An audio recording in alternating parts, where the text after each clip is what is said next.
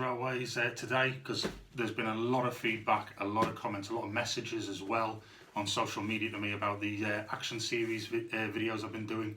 So we've got a slightly larger one today. It's the operating conveyor, sort of coal yard one. This one is electrically operated, it's not mechanically operated, although I suppose technically it's an electric motor operating something mechanically, so I don't know. But it is electrically operated, so it's not just a little lever or anything this time.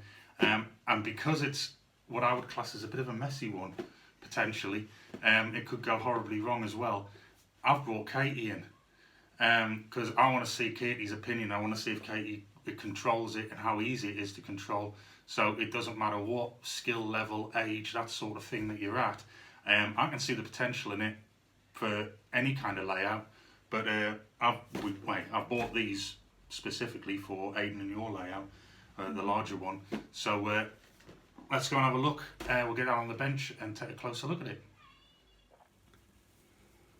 So we're down here on the bench with this grass mat that's been put down just for this video.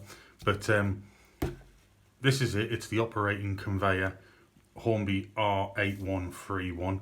And this one's electrically operated, so it's got a little bit more to it. This one, I've never tried it. The box is a bit worn. I don't think it's actually been used because everything's still in the tissue paper and everything like that. I haven't tested it. So this is going to be a little bit of a minefield really, because it will be the first time I'm using this, as were the other two action accessories that I've done videos on. So that's the box. As you can see, you can see roughly what you get into it. This area here, you don't. That's actually another set, which if I turn the box over, it's actually that set in the back corner. It's an interesting one. I haven't seen it available recently. I think they do pop up on the internet every so often. I don't know if I'd be that interested in getting it, but I would possibly be interested in getting a hold of the timber depot to go with the timber yard that I've done a video on previously. But let's see what's in this one. I have actually taken this out of the box ready for this video. So that's the box.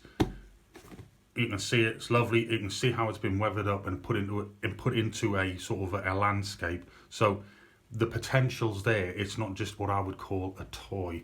It's definitely given some action, as they put it, to your layout. So I'll just put that box to one side and bring over the contents.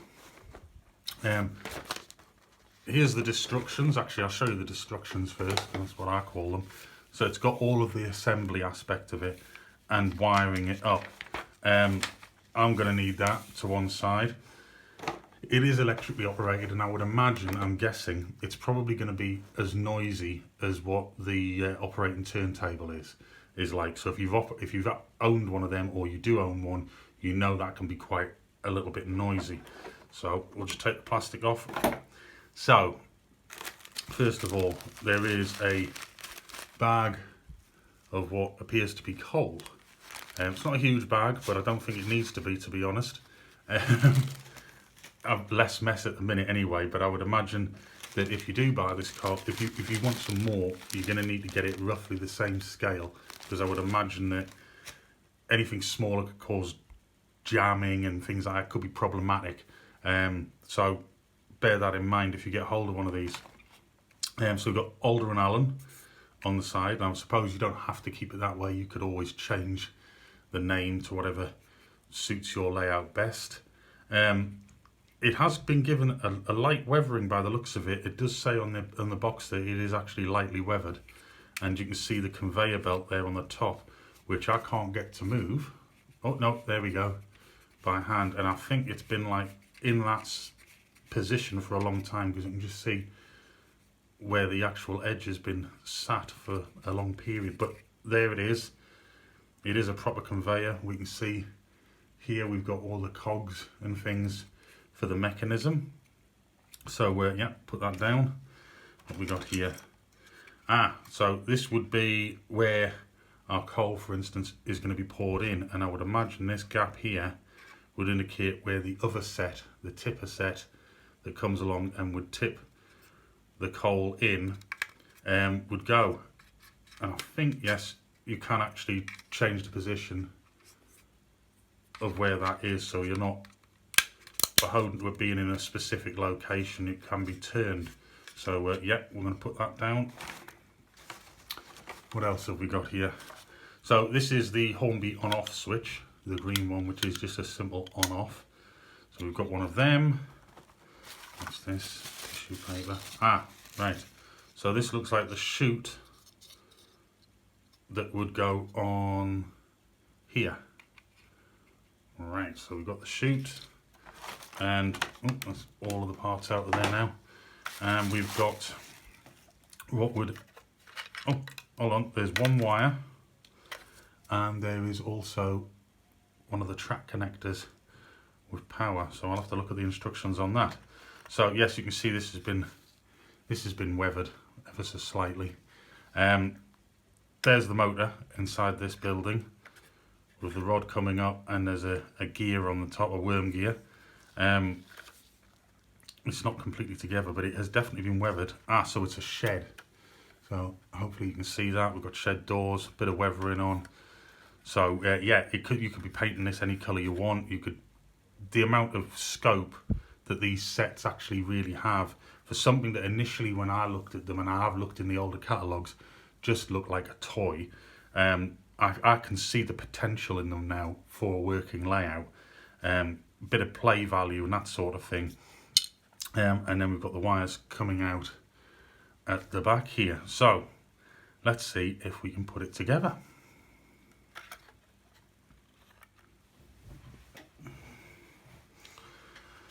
So take all the parts out of the way here, unravel this wire.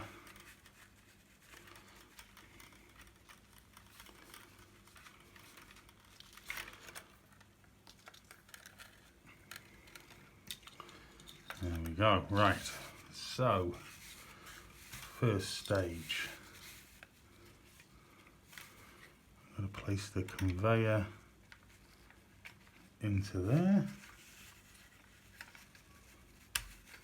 and snap fit in. That should then sit on top of this upright, and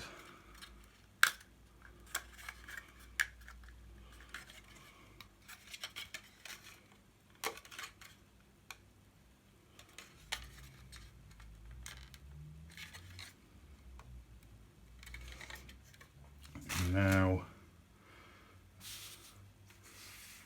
let's have a look. We need to place this into here.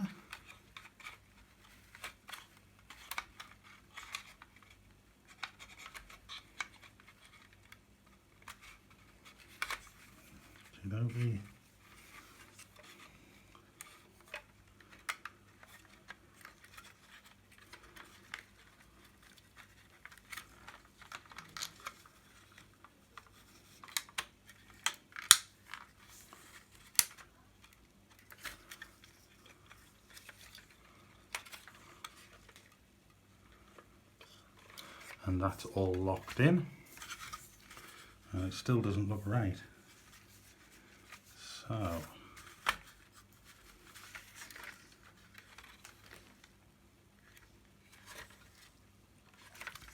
there we go.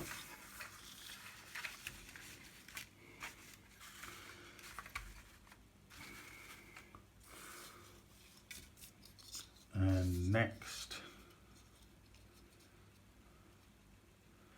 need to place this into here. So we've got the chute. There we go. And now it's down to wiring. Right.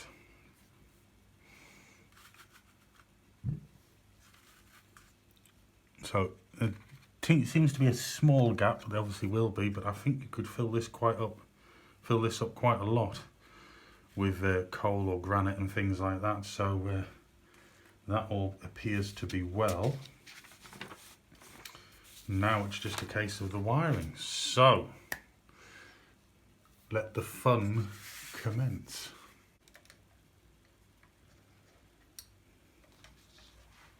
So as for the wiring, we've got the uncontrolled output from the basic controller here. So I'm going to place the black into the negative socket, and I have the additional wire that's been supplied with the kit, and I'm going to place that into the positive terminal. And now it's just a case of placing both of these brown ones into the supplied switch with the kit.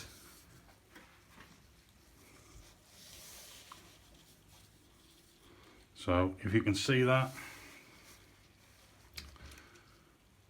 green switch, controller.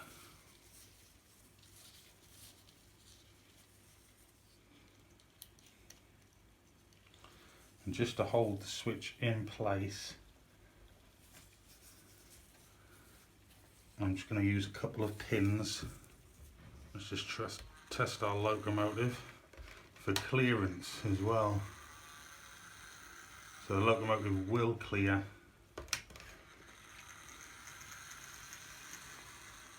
And so will our guard's van. So that's good. Right, so the next stage now is to open the coal packet and place all of it into the chute. There's actually quite a decent amount in there. As I've said before, I've never used this yet, so this is going to be interesting, and it's not going to be the first time for me to use it either. I've laid down a fairly large length of straight track. We've brought in one of the J94s, Warrington. He's out for a service, so he's a bit noisy at the moment. And 2 trucks and a brake van that have actually come from a set that we've recently purchased, so that we'll be seeing them again in another episode. But I'm not going to control this. I'm going to get Katie to control this. So we're going to see just how easy it is to do this, or how potentially not easy it is to do it. And I'm going to get Katie's opinion to find out exactly what she thinks of this set and whether it's good play value or not. So next up, Katie. So Katie, what you need to do is drive the train forward and get a truck to line up here with this chute. So can't you give that a go?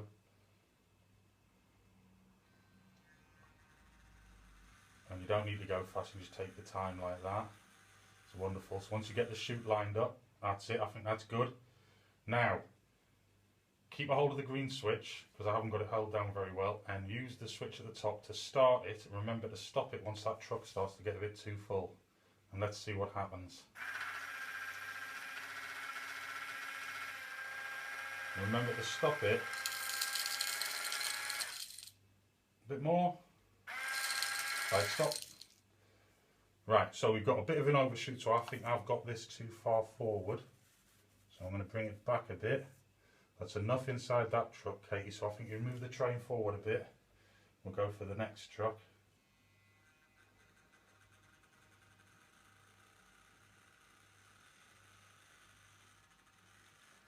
Brilliant. And let's go again.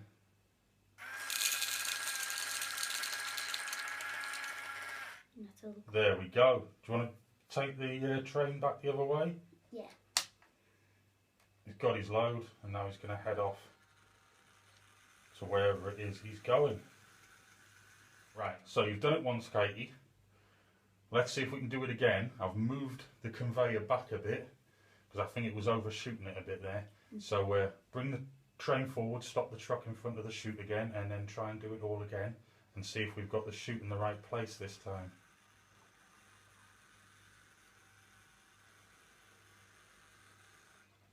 Brilliant. Right, do you want to start it up? Yeah.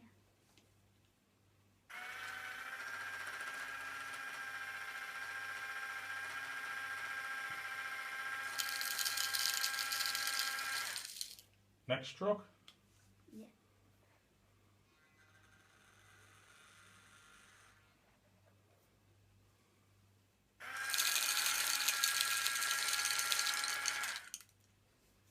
And drive the locomotive off to wherever he's going.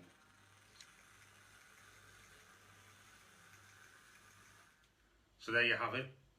Katie's demonstrated it. I didn't get the chance to have a go, but I'll have a go in a little bit. It was a bit of a learning curve because obviously it's about positioning it near the track and where it needs to be, I think. Didn't really have any problems at all, considering it's never been used and it's been packaged for as long as it has. I think it looks very effective. But Katie, what did you think? Did you find it easy getting the locomotive and its trucks in the right place? It was a little bit tricky getting it like in centre to like get the call in, but I think that was just when I was moving it. I mean, you did seem to get them lined up really very quickly and easily. There wasn't a problem there. What about when you're switching the coal on and it's going up the conveyor? What did you think about that? Was that fun? Yeah. Was it because it actually did something as opposed to just looking like it does something? Was it because it actually moved something real into something else? What do you think about how it went into the trucks? Did it go in easy or? Well, it was messy, but in a normal coal yard, you would think it's not going to be clean. It's going to be quite messy. So you want about when it sort of splashes out a bit? Yeah. Yeah, I think one of the problems we've had there is the trucks. I was just looking in the images on the box. The actual trucks that are used on this set, or by the looks of it that they recommend you use, are actually 1, 2, 3, 4, 5, 6, 7. I think they're 8 or 9 plank wagons. So they're actually they're a lot taller than these ones. So these are just what I had to hand. So possibly, potentially, if we had taller wagons, there might not be as much spillage. Yeah. Although I don't think it really matters that much because there's bound to be spillage in a coal yard anyway. I would imagine they've got diggers or people shoveling up, you know what I mean, coal in different places. I don't think there'd be much wastage, do you? But do you think that this set would work good on yours and Aidans Railway? As in giving you something else to do other than just controlling trains? Yeah, definitely. Do you think it'd be more fun? Yeah. So, there you have it. In my opinion, Hornby, you need to get these back out. I mean, if I was doing a coal yard on my layout, I wouldn't be upset about having that on my layout because it looks the part. It doesn't look like a toy, to be perfectly honest. It's very easy to control. It's a lot less noisy than I thought it would be, and to be honest, I was expecting it to shoot the coal off. I thought it was going to be very toy-like, and it was very gradual, wasn't it? Yeah, it actually kind of looked like something that you'd actually see in one. I mean, did you find it easy to control just off a switch, just to start and stop it when you needed to, and it just did what you want? So, yeah, I think if I was going to give it a rating out of 10 for playability, I would definitely put it up there between an 8 and a 9 because it's just got something. There's action going on there. You know what I mean? It's not just a boring static object. It physically does something. I would imagine put on the railway, you need to incorporate something here for filling it up in a static way. But I think a small cup, if you had some of that stuff, some of the coal, as in when you want to use it, you could just pour it in, couldn't you? And it would be there. It looks like it holds quite a bit. So what do you think of this? Do you think it's good? Do you think it's worth it?